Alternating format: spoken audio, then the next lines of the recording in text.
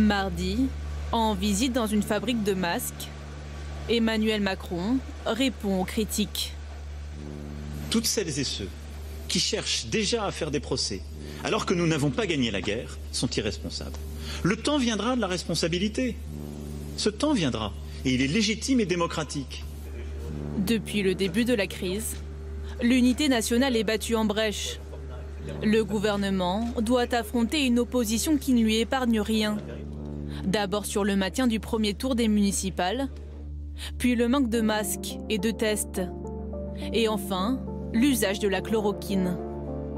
De l'extrême droite à l'extrême gauche, tous d'accord pour dénoncer les manquements du gouvernement, sans état d'âme envers le président. Il est au bout de sa vie, là, il est fatigué, ils sont sous la pression parce que ils ont utilisé un cadre mental, ils avaient une façon de voir le problème qui s'est avérée être fausse. Ils pensaient que la liberté du marché allait pourvoir aux besoins du pays. Ils ont pensé, il a dit à plusieurs reprises, le marché mondial est sous tension. Tu parles d'une découverte. Je note que non seulement mes propositions n'ont pas été entendues, mais qu'en revanche, le gouvernement a fait sur toute une série de sujets le choix du mensonge. On a dit qu'on testait tout le monde, ça n'était pas vrai. On a dit que les masques étaient inutiles, je crois que c'est tout à fait faux. On a dit que la France était préparée, ça n'était pas vrai. On a dit qu'on avait des stocks de masques, on ne les avait pas. Bonsoir. Les chefs des partis d'opposition, confinés à la maison, qui critiquent depuis leur salon le gouvernement à la manœuvre. Une image peu positive. D'après un sondage, plus de la moitié des Français prônent l'union nationale et pas les polémiques. Alors depuis quelques jours, l'opposition est coupée en deux. Si du côté des extrêmes, on ne relâche pas ou peu la pression, les partis de gouvernement se ravisent, désireux de s'affranchir de toute critique de récupération. Je crois à l'unité nationale. Je ne suis pas de ceux qui vont se lancer dans des procès aujourd'hui, alors qu'il faut gagner une bataille, une guerre, encore une fois.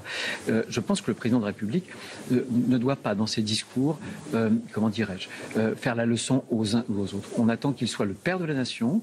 Je pense qu'il n'a pas intérêt, justement, à souligner ces divisions probables. Nous, on a un devoir, justement, de responsabilité, qui est ce devoir d'unité. Mais le devoir d'unité, il va avec le devoir de vérité. Plus à gauche, Yannick Jadot estime par exemple que le temps des questions viendra après, tout comme le Parti socialiste, qui se montre coopératif. Je sais bien que Marine Le Pen adore faire le procès des uns et des autres. Ce n'est pas le moment de commencer à regarder si des erreurs ont été commises. À l'évidence, il y a eu des retards, il y a eu un certain nombre de problèmes dans la chaîne logistique et donc il faudra y revenir pour pouvoir tirer toutes les leçons de cette crise sanitaire d'une ampleur assez inédite. L'opposition qui réclamait l'accès libre à la chloroquine pour tous les Français revient à la prudence et préfère maintenant attendre les résultats des essais cliniques.